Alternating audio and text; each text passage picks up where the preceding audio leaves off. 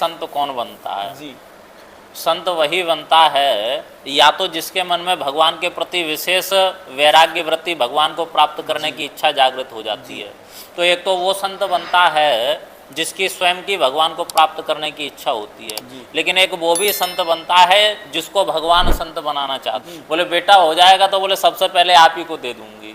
तो उनके मुख से ऐसी वाणी निकली, अब संत हैं, संत प्रसन्न हो गए। उस समय हमारी आयु थी मात्र 7 वर्ष की। जी। महाराज श्री ने हमारी तरफ दृष्टिपात किया, हमें देखा तो महाराज श्री ने कहा बोले हम तो इसी को लेकर के जाएंगे। महाराज श्री ने दंतक पुत्र के रूप में हमें प्राप्त किया, माता पिता से दंतक पुत्र के रूप में प्राप्त किया। महाराज जी एक छोटा सा प्रश्न इस बात के लिए उठता है कि सर कहते हैं संतों से उम्र के बारे में बात मत कीजिएगा, लेकिन आपको देख के आपके चेहरे का जो तेज है उससे तो लगता है कि मतलब जो मेरी अपनी तुच्छ बुद्धि है उसके मुताबिक आपकी उम्र ज़्यादा नहीं है, जैसे 50-60 साल जैसे बोलते हैं।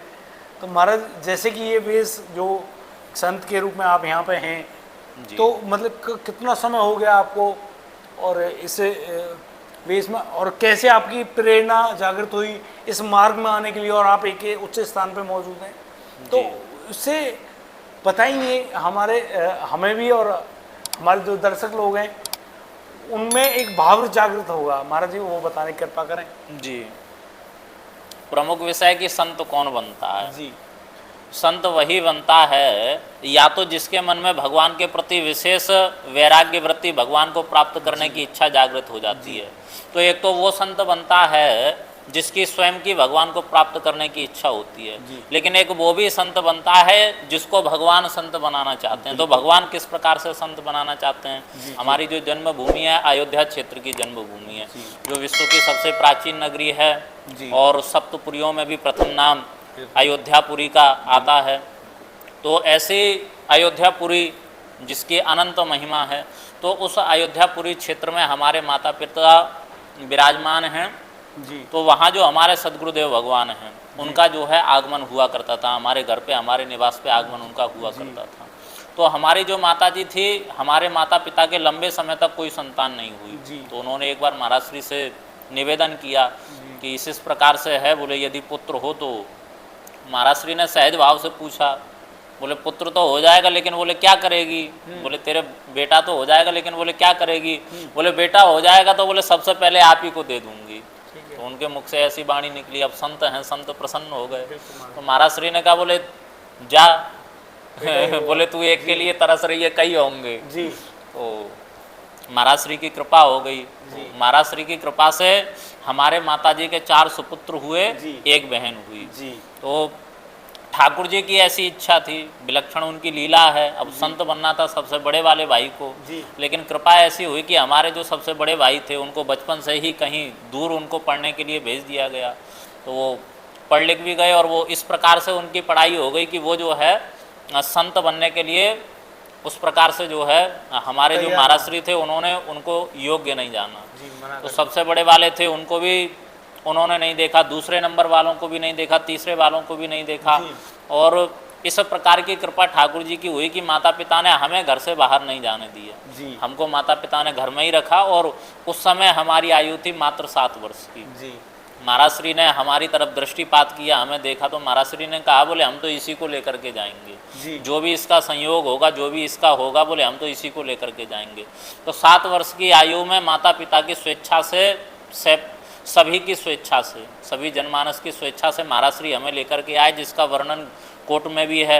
महाराज श्री ने दंतक पुत्र के रूप में हमें प्राप्त किया, माता पिता से दंतक पुत्र के रूप में प्राप्त किया। और 7 वर्ष की आयु में हमने घर छोड़ा।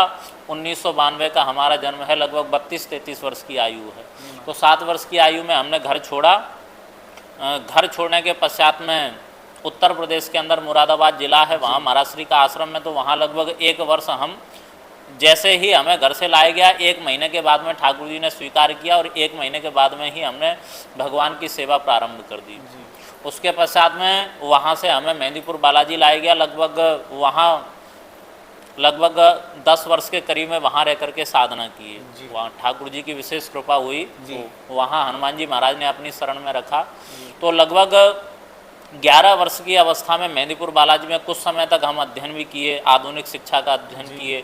उसके पश्चात में जब 11 वर्ष के हो गए तो महाराज श्री ने विधिवत बसंत पंचमी के पावन दिवस पे ही, वसंत पंचमी के शुभ अवसर पे ही हमें जो है विधिवत इस विरक्त साधु वेश की दीक्षा प्रदान कर दी।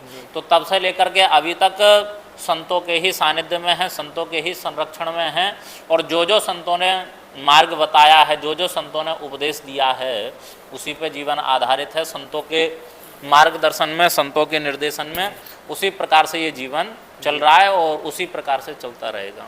महाराज जी, एक तो छोटी सी बात है कि कभी परिवार से आपने बताया 7 साल की उम्र में आपने परिवार को त्याग दिया, महाराज श्री के सानिध्य में आप आ गए।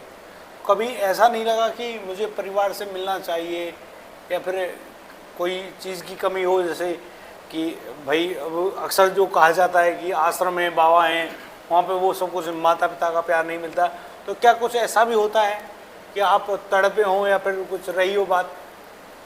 जब हम घर से आए थे तो उस समय माता पिता ने कहा था, बोले आज से ये जो संत हैं, महापुरुष हैं, बोले यही आपके माता पिता हैं, और महाराज श्री ने, सदगुरुदेव भगवान ने कहा कि ये जो ठाकुर जी हैं, बोले यही आपके सर्वस्व हैं, इन्हीं को सम्मान करके चलना।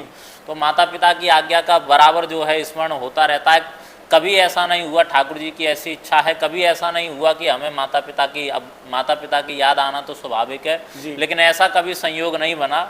यद्यपि महाराज श्री ने कहा भी कि एक बार घर होकर के आओ, घर जा कर के आओ, तो हमने महाराज श्री से कहा कि आपके साथ आए, अगर आप लेकर के चलेंगे तब ही हम आपके साथ जाएंगे। तो सदगुरुदेव भगवान हमारे वो भी सिद्ध संत हैं, महापुरुष हैं, तो उनका कभी ऐसा संयोग बना नहीं कि दोबारा पुनः जो है घर पे जा सकें, उनका संयोग बना नहीं, और हम अपनी इच्छा से कभी गए नहीं। तो महाराज जी, जैसे कि आपका तो चलो इतनी मतलब ठाकुर जी की कृपा ऐसी हुई कि आपने तो अपना सब कुछ सुधार लिया। हमें तो ये पता है कि उद्धार और कल्याण सब आपने पा लिया है, जीते जी पा लिया है, क्योंकि इतने बड़े स्थान पे आप स्वयं एक बड़े मुख्य सेवक के रूप में मौजूद हैं, ठाकुर जी की सेवा कर रहे हैं। लेकिन हम छोटा सा प्रश्न इसलिए पूछना चाहते हैं कि हमारे जैसे बहुत सारे ऐसे जीव हैं जो निकृष्ट हैं, नहीं कर पा रहे हैं, ऐसी माया के जाल में अपने आप को, या तो माया ने उनको जकड़ रखा है या फिर उन्होंने खुद माया को पकड़ रखा है, ये तो मैं नहीं जानता, क्योंकि अभी तो ना तो ज्ञान जागृत है ना ही विवेक जागृत है। तो महाराज जी, उनका उद्धार कैसे हो, एक बड़ा प्रश्न है, इसके बारे में बताएंगे?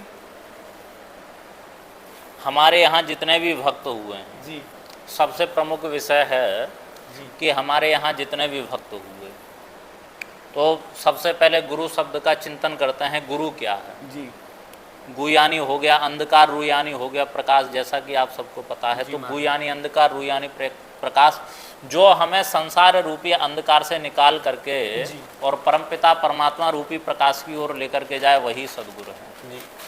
तो जब तक आप ऐसे संत सदगुरु की शरण में नहीं आएंगे तब तक आपका कल्याण संभव नहीं है। अब दृष्टांत में लेते हैं, जैसे हमारे यहाँ भक्तमाल में कहा गया कि गुरु नारद सो मिले अकिंचन परोपकारी।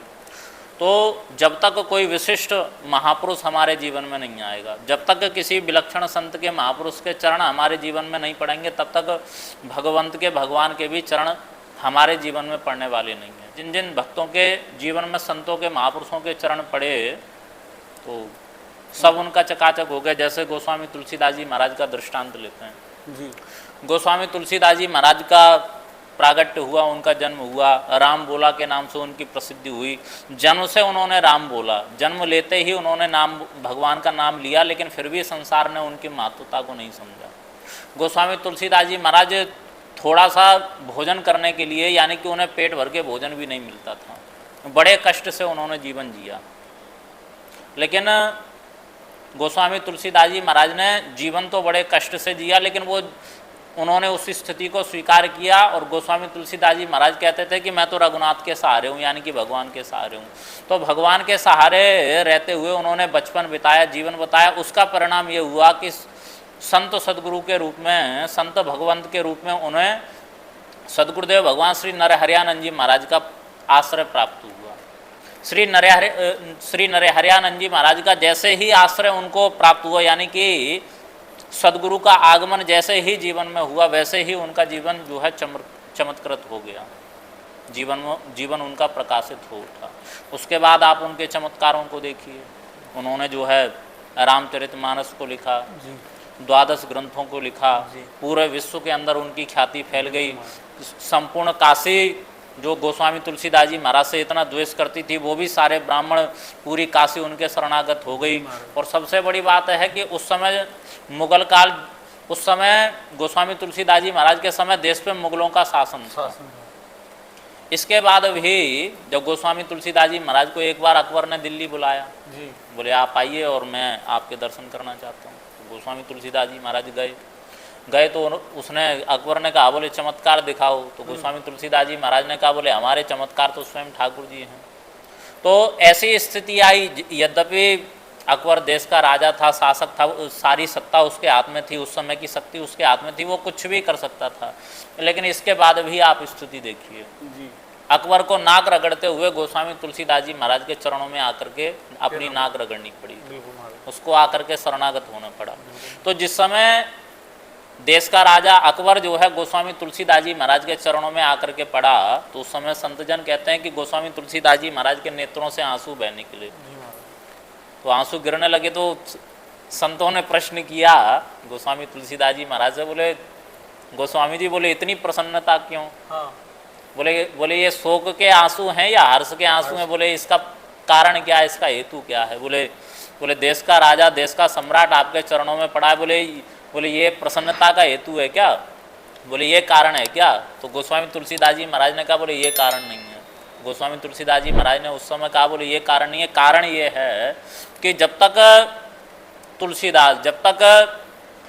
तुलसीदास संसार के भरोसे था, जब तक तुलसीदास संसार के भरोसे था, खाने के लिए अन्न भी नहीं मिलता था।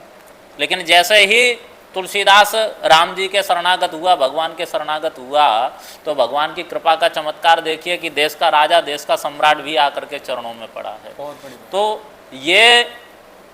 ये क्या है? ये संतों की शरण में जाने का परिणाम है। तो महाराज जी जीवन में जब किसी को भी आप गुरु रूप में स्वीकार करेंगे, ऐसे अनंत भक्त हैं, जैसे मीरा जी हैं, मीरा जी के जीवन में प्रकाश आया सदगुरुदेव भगवान के कारण, श्री धनाजी महाराज, श्री पीपाजी महाराज, अनंत अनंत भक्त हमारे यहाँ हुए, सभी के जीवन में जो प्रकाश आया है संतों के कारण आया। सबके जीवन की क्यों बात करें, आप भगवान श्री राम के जीवन का दर्शन करिए। जब तक सदगुरुदेव भगवान ने, वशिष्ठ ने आज्ञा नहीं की कि धरऊँ धीर हुई हैं सुतचारी, जब तक सदगुरुदेव भगवान वशिष्ठ जी ने आज्ञा नहीं की तब तक भगवान ने जन्म धारण नहीं किया। जब तक उन्होंने जनेऊ संस्कार नहीं किया तब तक उन्होंने संस्कार धारण नहीं किया। शिक्षा भी प्राप्त हुई तो सदगुरुदेव भगवान वशिष्ठ के माध्यम से, विवाह भी हुआ तो सदगुरुदेव भगवान के आदेश से, उसके पश्चात भगवान का राज्याभिषेक हुआ तो वो भी। तो जब भगवान ही संतों के सहारे हैं, जब भगवान का काम ही बिना संतों के नहीं चल रहा है,